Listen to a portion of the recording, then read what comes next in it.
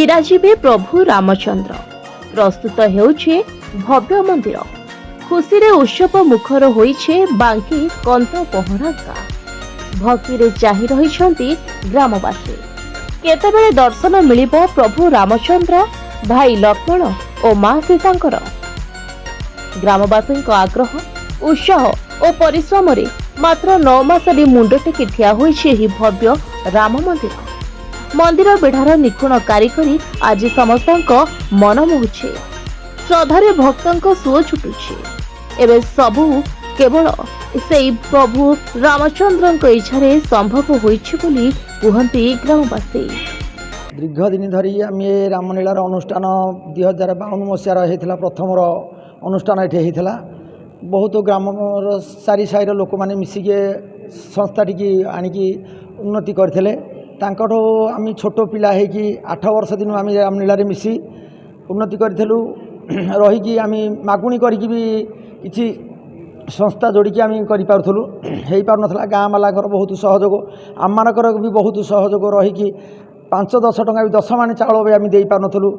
आज से भगवान कृपारू आम 77 मसीहा ठो आम आसिकी नाच शिखी जहाँ आम अनुष्ठानिक किछि किछि अंशग्रहण आम करिक रखिलु। आम साईर भगवान जेना जड़े लोक से आमको बहुत ए मंदिर विषय उन्नति करिकी आमको बहुत साहाय्य करिसंती। अवश्य आमर ग्रामवासी भाई माने भी बहुत साहाय्य करिसंती। आमर कमिटी मेंबर ग्रामर, अच्छा आमर अछंती वार्ड मेंबर भी अछंती, सरपंच समस्ते भी अछंती भाई माने, आम साईर भी लोक माने आम समस्ते सहयोग करिके मंदिर टिकी अक्षी तृतीया गला वर्ष होइतला शुभारंभ फेर प्रतिष्ठा हेजिबो सेठिकी बोलिकी आम जोगाड़ करछु। पूर्वर गाँवर जने भक्त हरिबंधु जेना ओडगारू आगे आनी श्रीरामको एक छोट मंदिरटीए गढ़ी तोड़िथिले।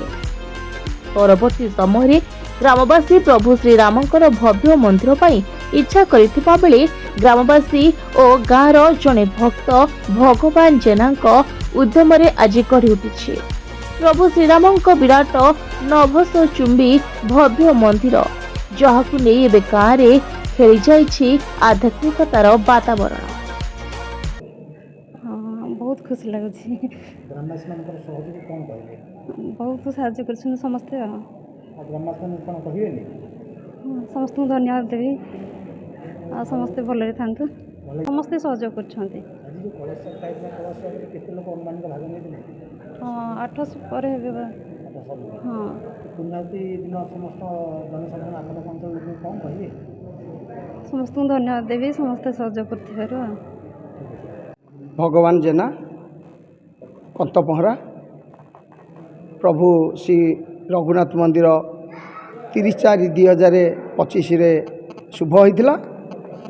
आमर 20/4/2026 रे मंदिर प्रतिष्ठा होची। मंदिर 10 मास 18 दिन भितर प्रभु कृपारू मंदिर प्रभु आज्ञारू मंदिर संपन्न होइची। आउ आज कलश यात्रा रे आमर बहु मात्रा रे भाई भौणी और सेवा माने बहुत बहुत लोक आसीथिबारु 800 रु ऊर्ध्व लोक आसीसंती। तेणु सेथिपाई आमे बहुत गर्वित। आउ एई मंदिर पूजारे आज एनुअल फंक्शन रही नयागढ़ रामलीला। आउ मंदिरर पूर्णाहुति रहुची 26/4/2026। सेथिपाई मोर आखपाख अंचलर समस्त भाई भौणी और पूजाप्रेमी राम भक्त मानक मोर अनुरोध करुच्ची समस्त आसी यही पूजारे 26/4/2026 रविवार दिन जोगदेले आम कंतपहरा ग्रामवासी बहुत चिर उपकृत लाभ करूँ। ग्रामवासी तो बहुत सहयोग रही। कंतपहरा ग्रामर भाई मानक सहयोग आ प्रभु आज्ञा रे मंदिरटी बहुत मात्रा संपन्न होइछि। सेथिपाई आम कंतपहरा ग्रामर भाई भौणी मानकू और कंतपहरा ग्रामवासी मानकू हार्दिक अभिनंदन जनाऊँगी। प्रभु पाखे एति प्रार्थना करुच्ची कंतपहरा ग्रामर भाई भौणी मानकू प्रभु उन्नतरू उन्नततर करंतु। 52 मसीह गाँवर जड़े मुख्य व्यक्ति थिले हाड़ीबंधु जेना जे कि जाई ओडगाँ रघुनाथ पाखे त्राही पड़ी ठाकुर आशीर्वाद विग्रह आनी एठी निजस्व जगार छोटिया चालियाटे करिकी स्थापन करथिले।